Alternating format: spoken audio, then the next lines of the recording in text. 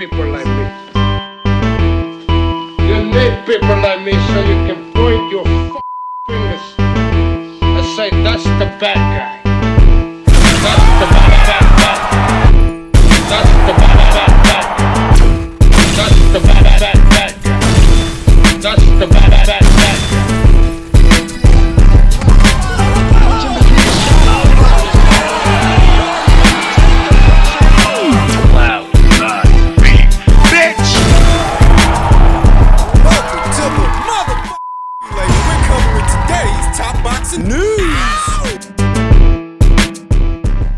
Okay, we'll start with this. Now, we got Inoue versus Bam Rodriguez negotiations. Green lit by DAZN. 7 weeks after revealing Netflix was interested in presenting the fight, Matchroom Boxing head Eddie Hearn has shared that DAZN has instructed him to get a deal done for the much-desired fight featuring pound-for-pound kingpins. Why would DAZN want to move forward with that fight if it requires Bam to fight on another platform? Bam! DAZN has asked us to start negotiations for that fight. They're very interested in that fight worldwide, particularly in Japan, but it depends on when that takes place, Hearn told The Ring. If it's going to happen in January, we might go a little bit earlier with another fight for Rodriguez. Rodriguez's trainer and manager, Robert Garcia's preference is to unify titles at 118 unless the Inoue fight becomes a real possibility.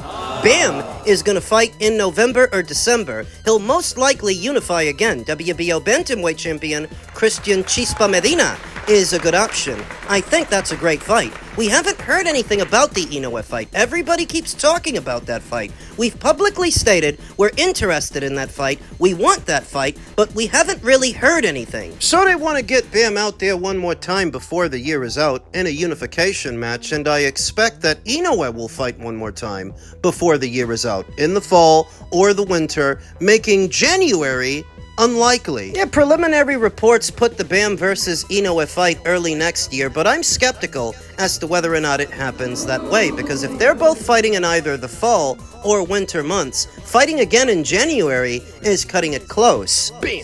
Both Inoue and Rodriguez have also stated that a bout between them is inevitable. Inoue previously fought in May and outpointed fellow Japanese countryman Junto Nakatanyi in a defense of his undisputed super bantamweight crown. Rodriguez last fought in June and made his bantamweight debut with a 6th round stoppage against Antonio Vargas for the WBA title. Inoue is ranked at number 1 on the Ring's pound-for-pound list, where Rodriguez is rated at number 4. DAZN has green-lit negotiations for the fight.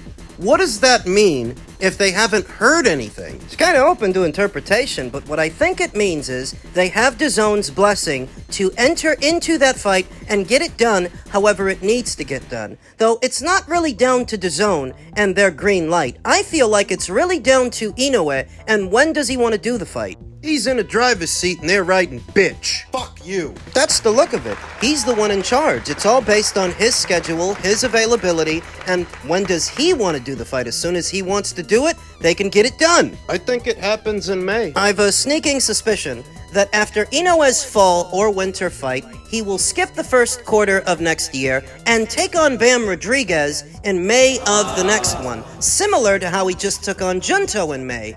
You've been paying attention. Inoue has made it a point to have a big fight in the month of May. The Luis Neri fight was in the month of May. The Junto Nakatani fight was in the month of May. And I think the Bam Rodriguez fight might also fall in the month of May, giving Bam time to further unify his own division before moving up to 122. Bam! Now, as far as who they might fight in the interim, before this year is out, we already know who Bam is looking at. He's looking at Chispa Medina for a unification match. But what about Inoue? He's all but cleaned out the super bantamweight division. There aren't any somebodies left at 122 for him to fight. But what about a fighter at 126? Saying Inoue should move up? I'm saying former champion John Riel Casimero, who just knocked out Luis Neri, should move down.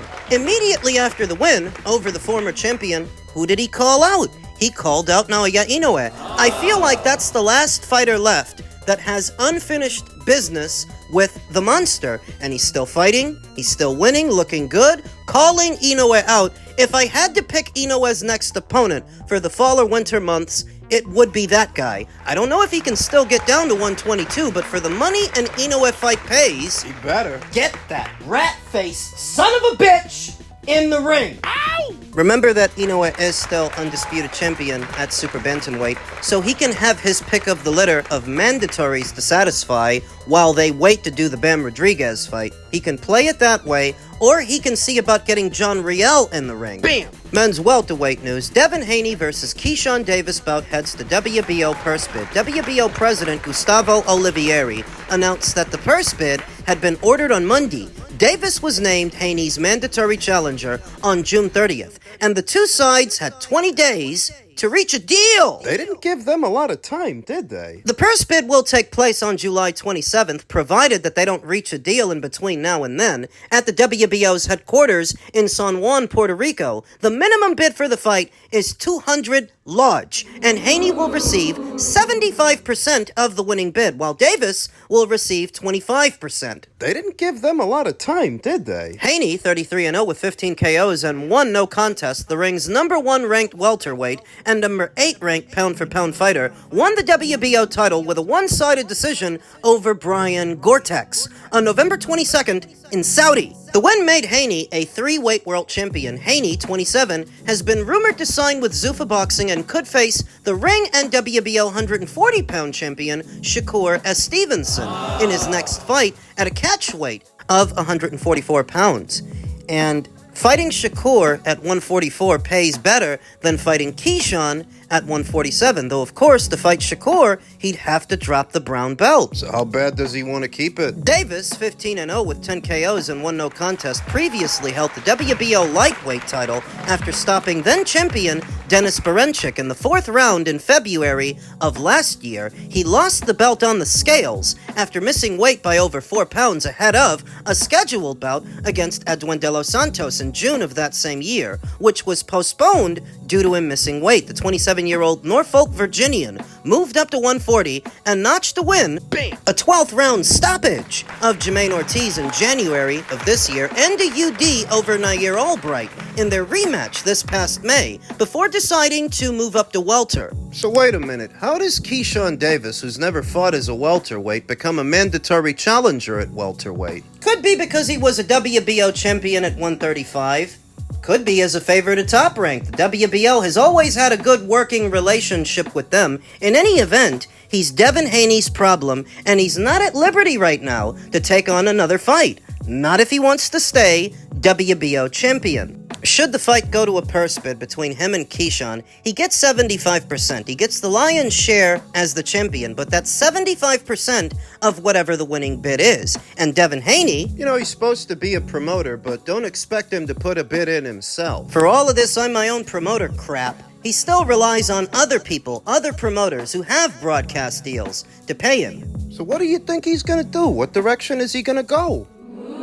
Well, he recently called into Coach Malachi's show earlier today. Coach, friend of the channel, and told him, we're not dropping the belt. So if you're not dropping the belt, you must be fighting Keyshawn Davis. As fighting Shakur Stevenson, you would have to go over to Zuffa and get a big Zuffa purse, a big Zuffa bag. You'd have to drop that belt. For all of the chatter around a Haney versus Stevenson fight stylistically, I don't think it makes for that great a fight, and as a boxing fan, I'm not that pressed to see it. I would actually prefer that he fight Keyshawn Davis, as there's more chance of something dramatic happening against a puncher like Keyshawn than a boxer like Shakur. Bam! I want to ask about Keyshawn and Devin. Clock is ticking. They only had 20 days to negotiate. Obviously, Devin is looking for a bigger fight. He's talking to everybody except Keyshawn, but clock's ticking. And he already seen how it felt to lose that belt when he didn't take that Sandor offer. Shit got tough out here. It was like, oh, Devin's about to fight on Black Prime versus Broner. Then boom, he got the Turkey Atlas Sheik opportunity. See the lip. Yeah, you don't believe none of that? He don't want to fight Keyshawn. Oh, he don't want to fight Keyshawn? Man, look, I'm trying to tell you, he really don't. He So really you got don't. Keyshawn beating him? Yeah. Oh, He better pity pat him and run. A lot of people think that So- Keyshawn can work his way to get in the inside because Devin is a high class boxer. Like he do know how to box. He will box your ass. He would keep you right at the end of his jab, line you up with a left hand, move, good lateral movement, but he don't really have that true firepower. Brian Norman, he just ran into a little flash knockdown. Gary Antoine Russell may be onto something. Initially, when this fight was tabbed, I was leaning towards Devin based on the styles of the fighters. Devin is a pure boxer, whereas Keyshawn is more of a boxer-puncher, and usually, pure boxers win that stylistic matchup. But then I thought about it. Yeah, Keyshawn is a young fighter, fresh, fast on his feet with fast hands, and power. If the question is, can Keyshawn Davis effectively close the gap on Devin and get in on him, I think he can. The insanity of Keyshawn Davis may rule the day if and when he enters the ring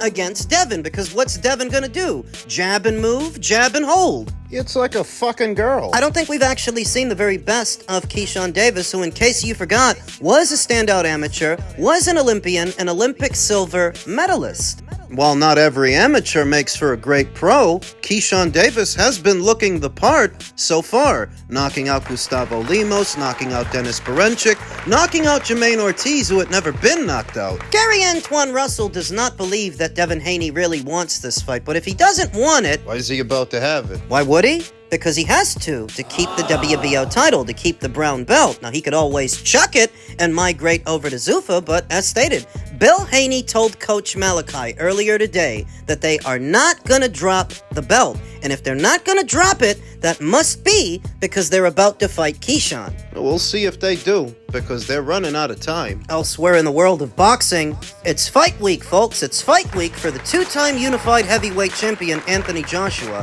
who Barry Hearn says he sees a different Anthony Joshua ahead of the Prenga fight. Hearn believes Joshua is in the best place mentally since turning pro, but Christian Prenga may provide few answers about the former champion's future. Barry Hearn says he's not seen Anthony Joshua this motivated since the start of his pro career, as the former heavyweight champion prepares to face Christian Prenga on July 25th in Jeddah. Whether that mindset translates against the meaningful heavyweight test remains unanswered. Since it's been a very, very long time since Anthony fought a solid fight. The last time he did that, he got knocked out by Daniel Dubois. The most we've seen of him in recent memory was that mock fight with Jake Paul, where he knocked Jake out. Almost ended his career. AJ is in an amazing place at the moment. Obviously, I've seen him since 2012. We've got very close. He's like a member of our family. I don't think I've seen him so motivated for the long term. Some of that's been fueled by the tragic accident. But he's now talking about the next 3 years in the ring. It was a year ago that we were talking about potentially 2 fights and then go off to happy retirement. He's very motivated. He feels good about himself. But boxing is a funny sport. It takes one punch from a big lad to knock out anyone in the world. So, you've got to be on your toes all the time. You can't take this for granted. And when you get your chance, you've got to take it. AJ is in the mood to cause a lot of pain on Saturday. If this is the best version of Anthony Joshua that Barry would have seen in years, then it's a crying shame they're about to waste him on a guy like Christian Prenga. Now, I understand that it's been a while since Anthony fought a real boxer. I get it. The need for a tune-up fight, a layup, en route to the Big Fury showdown. But do you know what they're charging for this glorified tune-up fight, this layup? It's $60. On top of the $80 you would also have to spend that same day to see Spence versus Zoo.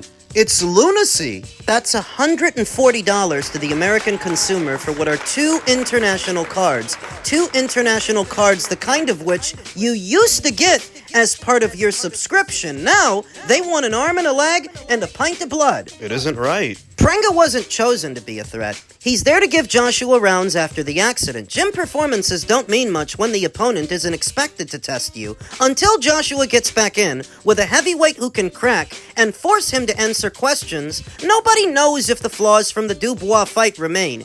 Barry Hearn's comments are what you'd expect from a promoter backing one of his stars. Joshua was stopped by Daniel Dubois 2 years ago in 2024. AJ rebounded from that loss last December, knocking out the YouTuber-turned-boxer Jake Paul. Oddly enough, the fight with Jake, as big as it was and as many people watched it, That wasn't a pay-per-view. The Fury fight that AJ is supposed to have, the big one. That's not supposed to be a pay-per-view either. So, why is this? Is DAZN so out of touch with their consumer base they don't realize? It's not likely that many, if any, Americans are going to buy this fight. It's grossly overpriced for a tune-up. If it were the Fury fight, I could see. Or a Daniel Dubois rematch, and even that would be pushing it. Because these are fights that primarily appeal to a British audience, not an American one. Much fucking sense does it make that one of the biggest fights in boxing, AJ versus Fury, might not cost anything extra, but a tune-up does? AJ has always looked like $1 million on the scale or hitting the pads in the gym, but that means very little once someone real lands a clean shot on his chin. He can look as motivated as Barry Hearn says, but gym work can't replicate how a fighter reacts to getting hit, especially after coming back from a car accident. If Prenga manages to land something solid on Saturday, we'll see right away if those old vulnerabilities are still there. I don't think I've seen AJ look better than this, Barry Hearn said on the upcoming Anthony Joshua versus Tyson Fury fight, but of course he's gonna say that about AJ because he just called him a member of the family. He's a promoter doing what promoters do, promote. I don't even blame him, but I don't trust him either. You can't take him at his word, he's got a fight to sell. And this is where Zuffa Boxing, the new kid on the block, may have a leg up on the competition, because they're not doing pay-per-view. They're already starting to cultivate some of the big names, the big brands as they were, even if the majority of them have consolidated themselves on the DAZN platform. DAZN is a lot more expensive. A lot more expensive than Paramount Plus that doesn't just provide you with boxing, but an extensive catalog of movies and other media. That's the leg up on the competition that Zuffa might have. That DAZN, they're out of control with these pay-per-views. Joshua versus Prenga, by no means, is a box office fight. It's not pay-per-view worthy. Then think about what else is happening later that day. Errol Spence Jr., who's still coming off a loss, has not fought in 3 years, versus the Aussie fighter with 3 losses in the column. And what you're telling the American consumer is that on top of the subscription that they're already paying for, they have to pay you $80 to see that fight. You don't think that's a bit much? Sorry to tell you, but Spence versus Zoo, and I actually like that fight. I think it's going to be a fun watch. It's not box office worthy either. All of these box office fights, all of these paywalls are driving away eyes from the sport, not drawing eyes to it. It's not a good way to grow the sport. You can't do it behind a paywall. You're getting a fight like Garcia versus Ben, for example, at no additional charge, not pay-per-view, with 2 big names. Why should you then turn around and pay $60 to see AJ tune up? And I'm a fan of AJ, I have been for years, but this is ridiculous. As far as the fight, it will communicate very little about where AJ actually is. He could go in there in the first round and knock this guy's head clean off his shoulders, and it still wouldn't mean much because Christian Prenga is a club-level fighter at best. It doesn't offer any real insights into where AJ is. So maybe he's gonna carry the guy for a few rounds to work on things and shake off the ring rust, then kill him around the middle. Say round 6, round 7?